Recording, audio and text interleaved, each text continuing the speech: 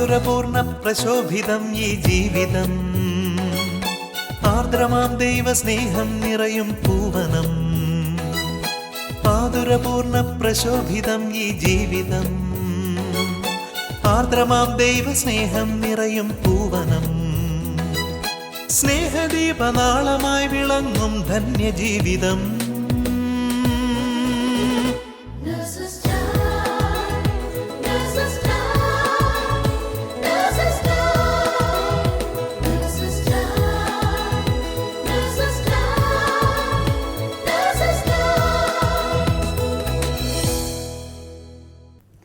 ഈശോ മിശിഹായ്ക്ക് സ്തുതിയായിരിക്കട്ടെ.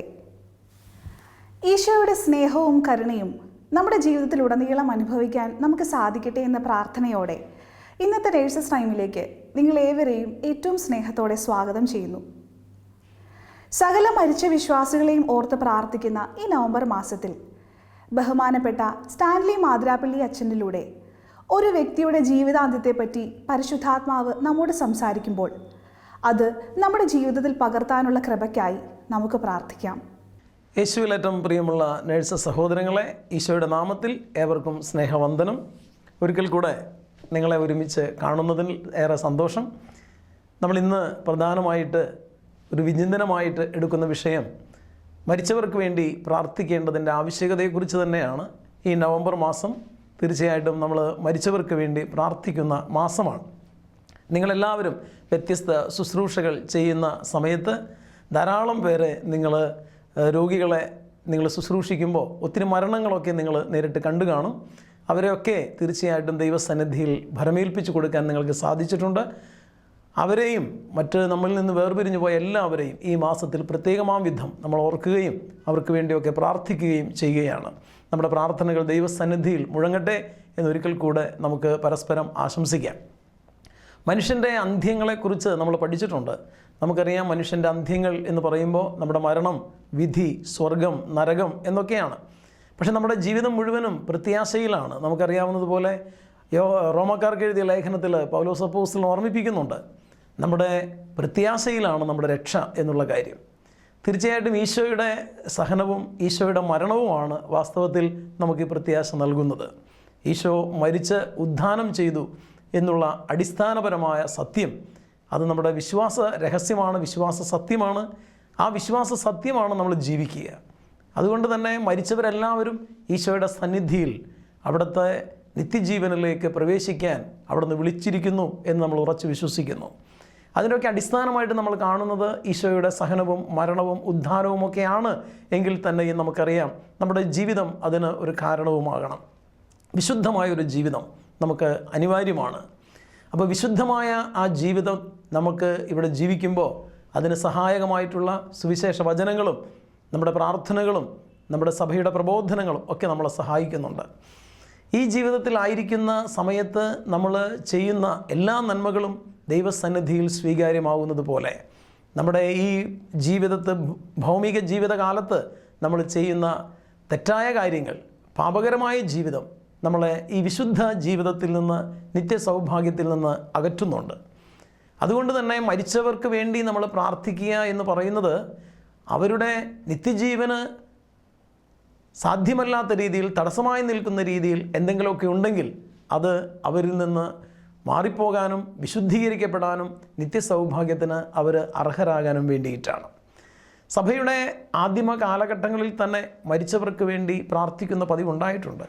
മരിച്ചവരെ അനുസ്മരിക്കുകയും അവർക്ക് വേണ്ടി പ്രാർത്ഥിക്കുകയും അവർക്ക് വേണ്ടി ദാനധർമ്മങ്ങൾ ചെയ്യുകയും ചിലപ്പോഴൊക്കെ ദിവ്യബലിയിൽ അവർക്ക് വേണ്ടി പ്രത്യേകമായിട്ട് പ്രാർത്ഥിക്കുകയും ഒക്കെ ചെയ്യുന്ന പതിവ് ആദിമ കാലഘട്ടം മുതലേ ഉണ്ട്.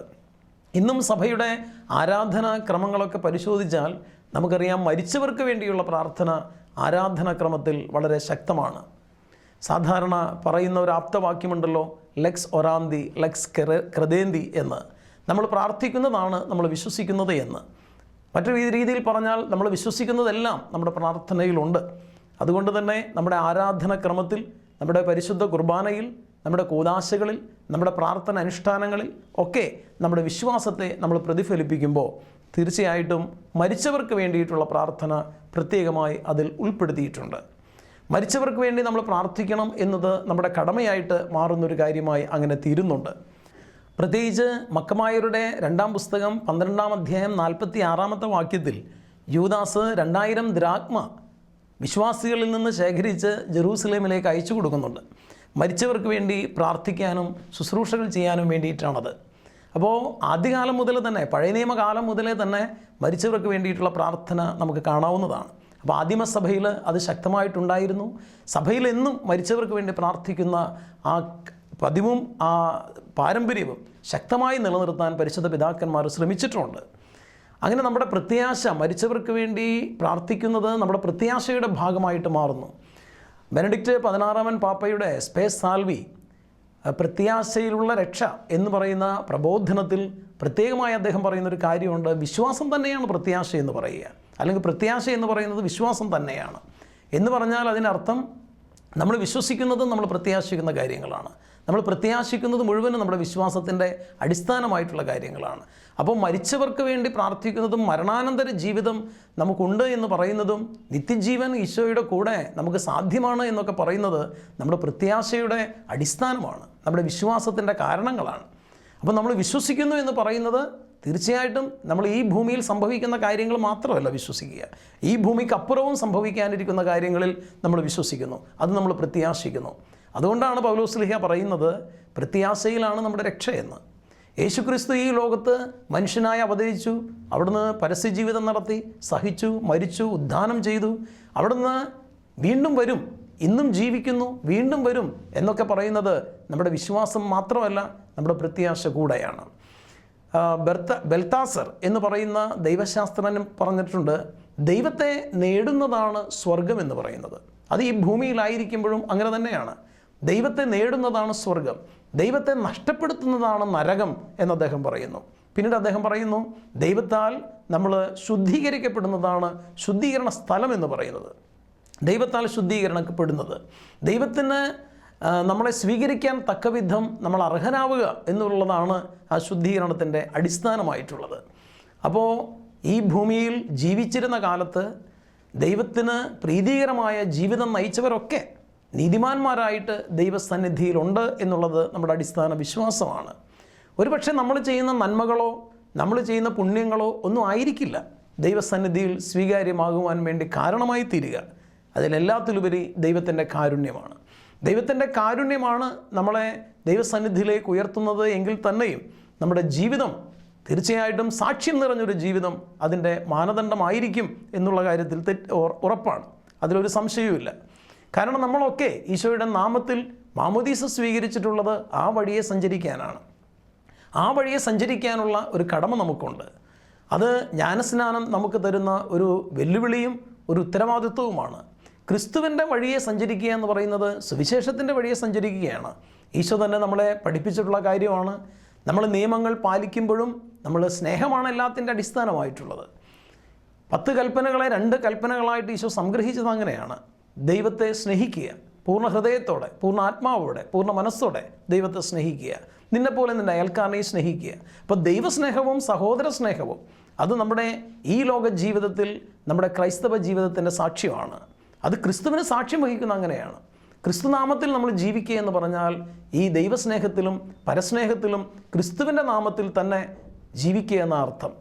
ആ അർത്ഥത്തിൽ നമ്മൾ ചെയ്യുന്ന ഓരോ പുണ്യവും ഓരോ നന്മയും യേശുവിൻ്റെ നാമത്തിൽ ചെയ്യുമ്പോൾ തീർച്ചയായിട്ടും അത് നമ്മുടെ വിശ്വാസത്തിൻ്റെ സാക്ഷ്യമായിട്ട് മാറുന്നുണ്ട്. പൗലോസ്ലീഹ ഓർമ്മിപ്പിക്കുന്നത് പോലെ കാരിത്താസ് ക്രിസ്തി ഊർജത്ത് നോസ് എന്ന് പറയുന്നുണ്ട് അദ്ദേഹം. എന്ന് പറഞ്ഞാൽ ക്രിസ്തുവിൻ്റെ സ്നേഹം ഞങ്ങളെ നിർബന്ധിക്കുന്നു. നമ്മൾ ആഗ്രഹിക്കാത്ത നന്മ പോലും നമ്മൾ ചിലപ്പോൾ ചെയ്തു പോകുന്നത് ക്രിസ്തുവിൻ്റെ സ്നേഹം നമ്മളെ നിർബന്ധിക്കുന്നത് കൊണ്ടാണ്. ഒരുപക്ഷെ നമ്മൾ ആഗ്രഹിക്കുന്നില്ല ആ നന്മ ചെയ്യാൻ, ഒരുപക്ഷെ അത്തരത്തിൽ വലിയൊരു ത്യാഗം അനുഷ്ഠിക്കാൻ നമ്മൾ ആഗ്രഹിക്കുന്നില്ല. പക്ഷേ എങ്കിൽ പോലും ക്രിസ്തുവിനെക്കുറിച്ചുള്ള നമ്മുടെ ആ തീക്ഷ്ണത അത് നമ്മളിൽ ജ്വലിക്കുമ്പോൾ, ആ സ്നേഹം നമ്മളെ നിർബന്ധിക്കുമ്പോൾ നമ്മൾ നന്മ ചെയ്യാൻ കടപ്പെട്ടവരാകുന്നു, നിർബന്ധിതരാകുന്നു. അത്തരത്തിലുള്ളൊരു ക്രൈസ്തവ സാക്ഷ്യമാണ് ഈ ലോകത്ത് നമ്മൾ അനുഷ്ഠിക്കേണ്ടത് എന്നതാണ് വിശുദ്ധ ഗ്രന്ഥമൊക്കെ നമ്മൾ ഓർമ്മിപ്പിക്കുക. അപ്പോൾ അതുകൊണ്ട് പ്രത്യാശയിൽ നമ്മൾ ജീവിക്കുമ്പോൾ, വിശ്വാസത്തിൻ്റെ ഭാഗവും പ്രത്യാശയായിട്ട് നമ്മൾ സ്വീകരിക്കുമ്പോൾ തീർച്ചയായും മരിച്ചവർക്ക്, ഈ ലോകത്തിൽ ജീവിച്ചിരിക്കുന്നവർക്ക് വേണ്ടി പ്രാർത്ഥിക്കുന്നത് പോലെ തന്നെ മരിച്ചവർക്ക് വേണ്ടി പ്രാർത്ഥിക്കാനും നമുക്ക് കടമയുണ്ട്. ഇനി മരിച്ചവർക്ക് വേണ്ടി പ്രാർത്ഥിക്കുക എന്ന് പറയുമ്പോൾ വാസ്തവത്തിൽ മരിച്ചവർക്ക് എന്താ ചെയ്യാൻ സാധിക്കുക? മരിച്ചവർക്ക് ഒന്നും തന്നെ ചെയ്യാൻ സാധിക്കില്ല എന്നുള്ളതാണ്. നമുക്കറിയാം, മരണാനന്തരം ഉടനെ തന്നെ ഒരു തനത് വിധി എന്ന് പറയുന്ന സംഭവം നടക്കുന്നുണ്ട്. ആ തനത് വിധിയുടെ അടിസ്ഥാനത്തിൽ ശുദ്ധീകരണ സ്ഥലത്തിലേക്ക് പോകാനുള്ള അല്ലെങ്കിൽ ശുദ്ധീകരണ സ്ഥലത്തിലേക്ക് മാറ്റപ്പെടുന്ന ആത്മാക്കളുണ്ട്. ഈ ശുദ്ധീകരണ സ്ഥലത്തിലായിരിക്കുന്ന ആത്മാക്കൾക്കാണ് നമ്മൾ പ്രാർത്ഥിക്കുക. നരകത്തിലായിരിക്കുന്നവർക്ക് വേണ്ടി ഒരിക്കലും പ്രാർത്ഥിക്കേണ്ട ആവശ്യമില്ല. കാരണം നരകത്തിലായിരിക്കുന്നവരെ രക്ഷിക്കാൻ ഒന്നും സാധ്യമല്ല. അവർ നരകത്തിലാണ്, നിത്യമായിട്ടുള്ള നാശത്തിലേക്ക് അവർ പതിച്ചു കഴിഞ്ഞവരാണ്. അതേസമയം സ്വർഗത്തിലായിരിക്കുന്നവർക്ക് വേണ്ടിയും നമ്മൾ പ്രാർത്ഥിക്കേണ്ടതില്ല. കാരണം സ്വർഗത്തിലായിരിക്കുന്നവർ ദൈവത്തിൻ്റെ മഹത്വത്തെ ദർശിക്കുന്നവരാണ്. നമ്മൾ പ്രാർത്ഥിക്കേണ്ടത് ശുദ്ധീകരണ സ്ഥലത്തിലെ ആത്മാക്കൾക്ക് വേണ്ടിയിട്ടാണ്. അതുകൊണ്ട് സഭയുടെ പേരുകൾ തന്നെ സ്വർഗീയ സഭ, ഭൗമിക സഭ, ശുദ്ധീകരണ സഭ എന്നാണ്. സ്വർഗീയ സഭ എന്ന് പറയുന്നതാണ് വാസ്തവത്തിൽ മഹത്വത്തിൻ്റെ സഭ, വിജയസഭ എന്നൊക്കെ നമ്മൾ വിളിക്കുക. അവർ നിരന്തരം പരിശുദ്ധ തൃത്വൈക ദൈവത്തിൻ്റെ മുഖം ദർശിച്ച് ജീവിക്കുന്നവരാണ്. എല്ലാ വിശുദ്ധരും അങ്ങനെയാണ്. ദൈവത്തിൻ്റെ മുഖം നിരന്തരം ദർശിച്ച് ജീവിക്കുന്നു. അവർക്ക് വേണ്ടി നമ്മൾ പ്രാർത്ഥിക്കുകയല്ല, മറിച്ച് നമ്മൾ അവരോട് പ്രാർത്ഥിക്കുകയാണ് ചെയ്യുക. അവർ ദൈവസന്നിധിയിലുള്ളവരാണ്. അവർ ഈ ഭൂമിയിൽ യേശുക്രിസ്തുവിൻ്റെ സാന്നിധ്യത്തിൽ ഈ ഭൂമിയിൽ ആയിരിക്കാൻ പ്രാപ്തിയുള്ളവരാണ്. അവരോട് നമ്മൾ പ്രാർത്ഥിക്കുന്നു, വിശുദ്ധരോട്.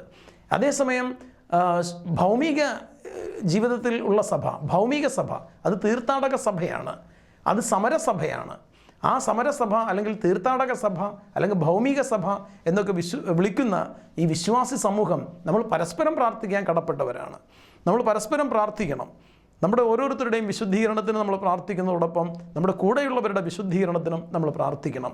നമ്മൾ തന്നെയാണ് ശുദ്ധീകരണ സഭയിലെ ആളുകൾക്ക് വേണ്ടി പ്രാർത്ഥിക്കേണ്ടത്. ആ സഭയിലായിരിക്കുന്ന അല്ലെങ്കിൽ ആ സ്ഥലത്ത് ആയിരിക്കുന്ന ആളുകൾക്ക് വേണ്ടി പ്രാർത്ഥിക്കാനുള്ള കടമ നമുക്കുണ്ട്. 2-ാം അധ്യായം സൂനഹദോസ് പഠിപ്പിക്കുന്നുണ്ട്, വിശ്വാസികളിൽ കുറേ പേർ ഈ ഭൂമിയിൽ തീർത്ഥാടനം ചെയ്യുന്നു. വിശ്വാസികളിൽ കുറേ പേർ ശുദ്ധീകരണ സ്ഥലത്ത് ശുദ്ധീകരിക്കപ്പെട്ടുകൊണ്ടിരിക്കുന്നു. വിശ്വാസികളിൽ വേറെ കുറേ പേർ സ്വർഗീയ സഭയിൽ ദൈവത്തിൻ്റെ മുഖം നിരന്തരം ദർശിച്ചു കൊണ്ടിരിക്കുന്നു. അങ്ങനെയാണ് 2-ാം അധ്യായം സൂനഹദോസ് പഠിപ്പിക്കുക. അപ്പോൾ ശുദ്ധീകരണ സ്ഥലത്തിലുള്ള ആത്മാക്കളുണ്ട്. ആ ശുദ്ധീകരണ സ്ഥലത്തിലുള്ള ആത്മാക്കൾക്ക് വേണ്ടി പ്രാർത്ഥിക്കാൻ അവർക്ക് കഴിയില്ല. അവർക്ക് തന്നെ അതിന് സാധ്യമല്ല. അവർക്ക് കഴിയാത്തത് നമ്മൾ ചെയ്യുന്നു. നമ്മൾ ഈ ഭൂമിയിലായിരിക്കുന്നവരെല്ലാം മരിച്ചുപോയവർക്ക് വേണ്ടി പ്രാർത്ഥിക്കാൻ കടപ്പെട്ടിരിക്കുന്നു. അവർക്ക് വേണ്ടി പ്രാർത്ഥിക്കുക മാത്രമല്ല നമ്മൾ ചെയ്യേണ്ടത്, അവർക്ക് വേണ്ടി ദാനധർമ്മങ്ങൾ ചെയ്യണം, അവർക്ക് വേണ്ടി വിശുദ്ധ കുർബാനകൾ അർപ്പിക്കണം, അവർക്ക് വേണ്ടി നമ്മൾ ദണ്ഡവിമോചനങ്ങൾ ചെയ്യണം. സഭ പഠിപ്പിക്കുന്നുണ്ട്, ഒരാൾ ദണ്ഡവിമോചനം നടത്തുമ്പോൾ അയാൾക്ക് വേണ്ടി തന്നെ ദണ്ഡവിമോചനം നടത്താം, മറ്റൊരാൾക്ക് വേണ്ടി നടത്താനാവില്ല. ഈ ഭൂമിയിലായിരിക്കുന്ന മറ്റൊരാൾക്ക് വേണ്ടി ദണ്ഡവിമോചനം നടത്താൻ ഒരാൾക്ക് കഴിയില്ല. അതേസമയം മരിച്ചുപോയ ഒരാൾക്ക് വേണ്ടി ദണ്ഡവിമോചനം നടത്താൻ ഒരാൾക്ക് കഴിയും. അപ്പോൾ മരിച്ച ആളുകൾക്ക് വേണ്ടി ദണ്ഡവിമോചനങ്ങൾ നടത്താൻ, അത്തരത്തിലുള്ള ദണ്ഡവിമോചനങ്ങൾ സഭ പ്രഖ്യാപിക്കുമ്പോൾ അത് ചെയ്യാൻ നമുക്ക് സാധിക്കും. അത്തരത്തിൽ മരിച്ചവരെ നിരന്തരം നമ്മുടെ പ്രാർത്ഥനയുടെ ആവശ്യം അവർക്കുണ്ട് എന്നുള്ള ബോധ്യത്തിൽ നമ്മളവരെ ദൈവസന്നിധിയിൽ സമർപ്പിച്ച് പ്രാർത്ഥിക്കുക എന്നുള്ളത് നമ്മുടെ കടമയാണ്. മരണാനന്തര ജീവിതം എന്ന് പറയുന്നത് തീർച്ചയായിട്ടും നമുക്കറിയാം, ഈശോയെ നിത്യമായിട്ട് കണ്ട് ആനന്ദിക്കുന്നൊരു ജീവിതമാണ്. അത് നിത്യജീവിതമാണ്. ആ നിത്യജീവിതത്തിലേക്ക് കടന്നു ചെല്ലാനുള്ള യോഗ്യത നമ്മൾ നേടുന്നത് ഈ ഭൂമിയിലായിരിക്കുന്ന സമയത്ത് തന്നെയാണ്. ഈ ഭൂമിയിൽ ഈശോ പറഞ്ഞതുപോലെ സുവിശേഷത്തിൻ്റെ വെളിച്ചത്തിൽ, ദൈവസ്നേഹത്തിൽ, പരസ്നേഹത്തിൽ ഒക്കെ നമ്മൾ ജീവിക്കുന്നതാണ് മരണാനന്തര ജീവിതത്തിലേക്ക്, നിത്യജീവിതത്തിലേക്ക് ഒക്കെ കടന്നു ചെല്ലുന്നതിന് യോഗ്യതയായിട്ട് മാറുക. ഞാൻ ഒരു കഥ ഓർക്കുകയാണ്. ഫാദർ ലോളി SJ പറഞ്ഞ ഒരു കഥ, ദൈവത്തിൻ്റെ മുഖം തേടി എന്നാണ് ആ കഥയുടെ പേര്. ആ കഥയിൽ അദ്ദേഹം ഒരു സന്യാസിയെ അവതരിപ്പിക്കുന്നുണ്ട്. ബെൽത്തേമിയൂസ് എന്നാണ് ആ സന്യാസിയുടെ പേര്. ആ സന്യാസി വലിയൊരു ചിത്രകാരനാണ്. ഒത്തിരിയേറെ സുന്ദരങ്ങളായിട്ടുള്ള ചിത്രങ്ങൾ അദ്ദേഹം വരച്ചു വെച്ചിട്ടുണ്ട്. ഒരിക്കൽ ആ സന്യാസ ആശ്രമത്തിൻ്റെ ആഭട്ട് അദ്ദേഹത്തോട് പറയാണ്, നമ്മുടെ ആശ്രമത്തിൽ ഒരു പുതിയ ഓഡിറ്റോറിയം ഉണ്ടാക്കിയിട്ടുള്ളത് താങ്കൾക്കറിയാമല്ലോ. ആ ഓഡിറ്റോറിയത്തിൽ വയ്ക്കാൻ വേണ്ടിയിട്ട് ദൈവത്തിൻ്റെ ഒരു ചിത്രം വരച്ചു തരണം. ദൈവത്തിൻ്റെ ചിത്രം എന്ന് അദ്ദേഹം പറയുന്നത് ദൈവത്തിൻ്റെ സാന്നിധ്യം തോന്നുന്ന, ദൈവത്തിൻ്റെ ഒരു അരൂപി ദർശനം ലഭിക്കുന്ന ഒരു ചിത്രം, ആര് കണ്ടാലും ദൈവത്തെ ദർശിക്കുന്ന രീതിയിലുള്ളൊരു പ്രതീതി ഉളവാക്കുന്ന ഒരു ചിത്രം ഉണ്ടാക്കി തരണമെന്ന് പറഞ്ഞു. അങ്ങനെ ഈ സന്യാസിയെ സംബന്ധിച്ചിടത്തോളം അത് നിസ്സാരമായൊരു കാര്യമാണ്. അദ്ദേഹം പറഞ്ഞു, തീർച്ചയായിട്ടും ഞാൻ അങ്ങനെ ഒരു ചിത്രം വരയ്ക്കാം. അദ്ദേഹം ഒരു ചിത്രം വരയ്ക്കാനായിട്ട് ആഗ്രഹിച്ചു. അങ്ങനെ ആ ആശ്രമത്തിൽ തന്നെ അതിനൊരു മോഡൽ കിട്ടാൻ ഒരു ചിന്ത കിട്ടാൻ വേണ്ടി അദ്ദേഹം അന്വേഷിച്ചു നോക്കി. പല സ്ഥലത്തും ഇങ്ങനെ ആശ്രമത്തിൻ്റെ പല കോണുകളിലും അദ്ദേഹം ഒരു ആശയം കിട്ടുന്നതിന് ഓടി നടന്ന് അന്വേഷിച്ചു. പക്ഷേ അദ്ദേഹത്തിന് ഒരു ധാരണയും ഒരു ചിന്തയും കിട്ടിയില്ല. ഒടുവിൽ അദ്ദേഹം തെരുവിലേക്ക് ഇറങ്ങുകയാണ്. തെരുവിലേക്ക് ഇറങ്ങിയിട്ട് അദ്ദേഹം ഇങ്ങനെ അലഞ്ഞു തിരിയുകയാണ്. ദൈവത്തിൻ്റെ ദർശനം കിട്ടുന്ന അല്ലെങ്കിൽ ദൈവത്തിൻ്റെ മുഖം കിട്ടുന്ന ഒരു ചിത്രം, ആര് നോക്കിയാലും ദൈവാനുഭവം ഉണ്ടാകുന്ന ഒരു ചിത്രം, അതന്വേഷിച്ച് അദ്ദേഹം ഒരു മോഡൽ കിട്ടാൻ വേണ്ടി അന്വേഷിച്ച് നടക്കുന്നു. അങ്ങനെ അന്വേഷിച്ച് പോയി 2 ആഴ്ച കഴിഞ്ഞു, 3 ആഴ്ച കഴിഞ്ഞു, അദ്ദേഹത്തിന് യാതൊന്നും തന്നെ കിട്ടിയില്ല. നിരാശയോടെ അദ്ദേഹം തിരിച്ചു വന്നു. അപ്പോൾ അദ്ദേഹത്തോട് തന്നെ വെറുപ്പ് തോന്നി. ഇത്രയും നല്ലൊരു ചിത്രകാരനായി എനിക്ക് ഒരു ദൈവ അനുഭവം ഉണ്ടാകുന്ന ഒരു ചിത്രം വരയ്ക്കാൻ കഴിയുന്നില്ലല്ലോ.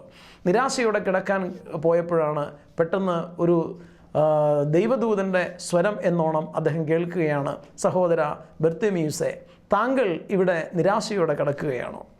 താങ്കൾ ദൈവത്തിൻ്റെ മുഖം തേടുകയാണോ? ദൈവത്തിൻ്റെ മുഖം തേടിയിട്ട് അത് കിട്ടാതെ താങ്കൾ നിരാശപ്പെട്ട് ഇവിടെ കിടക്കുകയാണോ? അപ്പോൾ ഈ സന്യാസി ഒന്നും മിണ്ടിയില്ല. അദ്ദേഹം നിരാശയോടെ വീണ്ടും മുഖം അമർത്തി കിടന്നു. വീണ്ടും ഈ ദൈവസ്വരം ഉണ്ടായി. ഈ ദൈവസ്വരം ഇങ്ങനെയാണ്, താങ്കൾ ദൈവത്തിൻ്റെ മുഖം അന്വേഷിച്ച് നടന്നു, അത് കിട്ടിയില്ല, ഇപ്പോൾ നിരാശയോടെ കിടന്നുറങ്ങുന്നു. പക്ഷേ ഞാൻ താങ്കളോട് പറയുന്നു, താങ്കൾ ദൈവത്തിൻ്റെ മുഖം കണ്ടു കഴിഞ്ഞു. ഉടനെ തന്നെ ഈ സന്യാസി ചാടി എഴുന്നേറ്റിട്ട് ചോദിക്കുകയാണ്, എവിടെയാണ് ഞാൻ ദൈവത്തിൻ്റെ മുഖം കണ്ടത്? അപ്പോൾ ഈ ദൈവസ്വരം പറയുകയാണ്, നീ തെരുവീതിയിലൂടെ ദൈവത്തിൻ്റെ മുഖം തേടി അന്വേഷിച്ച് നടന്നപ്പോൾ ഒരമ്മയുടെ വാത്സല്യത്തിൽ നീ ദൈവത്തിൻ്റെ മുഖം കണ്ടു. ഒരു പിതാവിൻ്റെ സ്നേഹത്തിൽ നീ ദൈവത്തിൻ്റെ മുഖം കണ്ടു.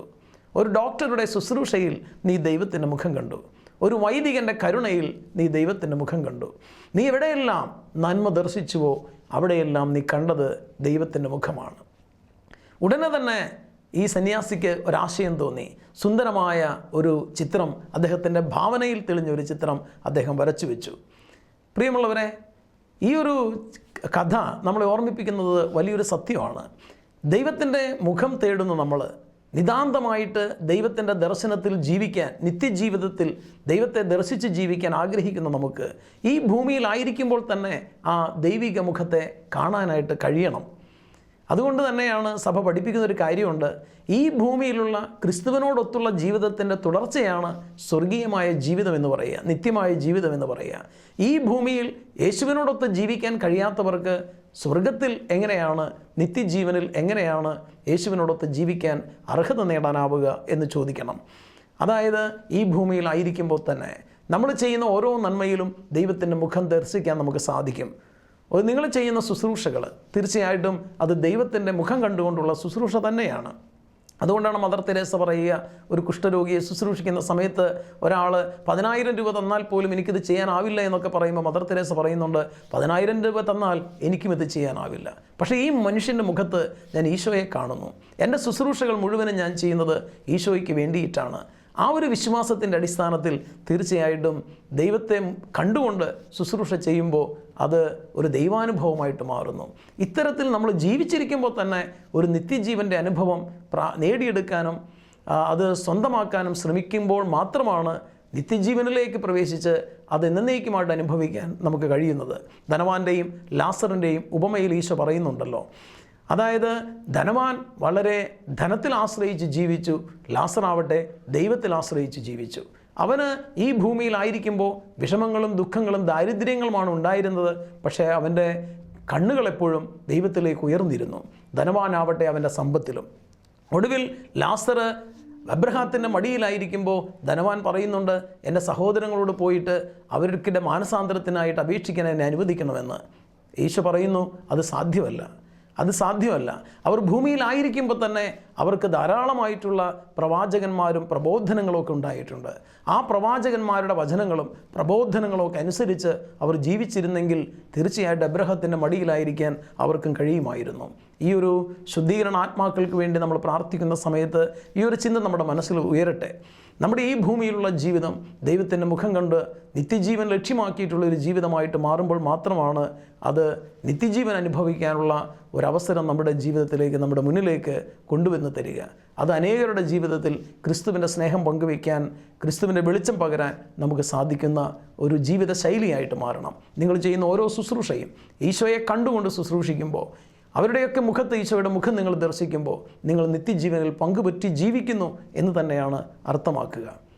യേശുവിൽ ഏറ്റവും പ്രിയമുള്ള എൻ്റെ നേഴ്സ് സുഹൃത്തുക്കളെ, അതുകൊണ്ട് തന്നെ നമുക്ക് ഈ ഭൂമിയിലായിരിക്കുമ്പോൾ ഒന്ന് രണ്ട് കാര്യങ്ങൾ പ്രത്യേകം ശ്രദ്ധിക്കാൻ കഴിയട്ടെ.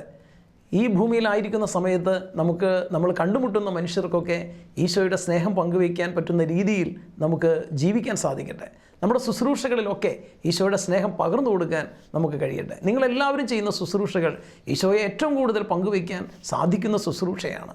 ആ ശുശ്രൂഷകളിലൊക്കെ ദൈവസ്നേഹം നിറച്ചു വയ്ക്കാൻ നിങ്ങൾക്ക് കഴിയട്ടെ. അപ്പോൾ നിങ്ങളുടെ ജീവിതം ഈശോയെ കണ്ടുകൊണ്ടുള്ളൊരു ജീവിതമായിട്ട് മാറുമ്പോൾ, ഒടുവിൽ നിത്യമായ ജീവിതത്തിലേക്ക് പ്രവേശിക്കുമ്പോൾ ആ അനുഭവത്തിൻ്റെ തുടർച്ചയായിട്ട് അത് മാറും. മറ്റൊരു കാര്യം, മരിച്ചവർക്ക് വേണ്ടി പ്രാർത്ഥിക്കുന്ന ഈ മാസത്തിൽ നമ്മൾ കേട്ടതുപോലെ എല്ലാ മരിച്ചവരെയും, നമ്മുടെ പ്രിയപ്പെട്ടവരെയും ബന്ധപ്പെട്ടവരെയും ബന്ധുക്കളെയും ഒക്കെ മാത്രമല്ല, നമ്മുടെ മാതാപിതാക്കളെയും സുഹൃത്തുക്കളെയും ഒക്കെ മാത്രമല്ല, മറിച്ച് ശുദ്ധീകരണ സ്ഥലത്തിലെ എല്ലാ ആത്മാക്കളെയും ഈശോയ്ക്ക് സമർപ്പിച്ച് പ്രാർത്ഥിക്കാൻ നമുക്ക് കഴിയട്ടെ. നമ്മുടെ പ്രാർത്ഥന മൂലം ഒരാത്മാവ് നിതാന്തമായിട്ടുള്ള നാശത്തിലേക്ക് പോകാതിരിക്കുമെങ്കിൽ അതെത്രയോ വിലപ്പെട്ടൊരു കാര്യമാണ്. അപ്പോൾ അതുകൊണ്ട് തന്നെ എല്ലാ ആത്മാക്കളെയും ഓർത്ത് നമുക്ക് പ്രാർത്ഥിക്കാൻ കഴിയട്ടെ. ഇത് തന്നെ ഒരു വിശുദ്ധമായ കർമ്മമായും പുണ്യമായിട്ടും നമുക്ക് നിരന്തരം ചെയ്യാനായിട്ട് ശ്രമിക്കാം. അതിനായി നമുക്ക് സാധിക്കുന്ന രീതിയിലൊക്കെ മരിച്ചവരെ അനുസ്മരിച്ച് പ്രാർത്ഥിക്കുകയും അവർക്ക് വേണ്ടി ദണ്ഡവിമോചനങ്ങൾ നടത്തുകയും അവർക്ക് വേണ്ടി ദാനധർമ്മങ്ങൾ നടത്തുകയും അവർക്ക് വേണ്ടി വിശുദ്ധ കുർബാനയിലും മറ്റ് പ്രാർത്ഥനകളിലുമൊക്കെ ആത്മാർത്ഥമായിട്ട് പങ്കെടുക്കുകയും ഒക്കെ ചെയ്യാം. നമുക്കെല്ലാവർക്കും ഈ ഒരു സ്നേഹം, പരസ്പര സ്നേഹം, ഈശോയിലുള്ള സ്നേഹം ജീവിച്ചിരിക്കുന്നവരും മരിച്ചവരുമായിട്ട് പ്രാർത്ഥനയിലൂടെ പങ്കുവയ്ക്കാൻ സാധിക്കുന്നു എന്ന് പറയുന്നത് എത്രയോ മനോഹരമായ കാര്യമാണ്. നമ്മളെല്ലാവരെയും ദൈവം സമൃദ്ധമായി അനുഗ്രഹിക്കട്ടെ. നിങ്ങൾ ഓരോരുത്തരുടെയും ശുശ്രൂഷയിൽ ഈശോയുടെ കരം അനുഭവിക്കാൻ ഇടവരട്ടെ. എല്ലാവർക്കും എല്ലാ വിധത്തിലുള്ള ദൈവാനുഗ്രഹങ്ങളും നേരുന്നു.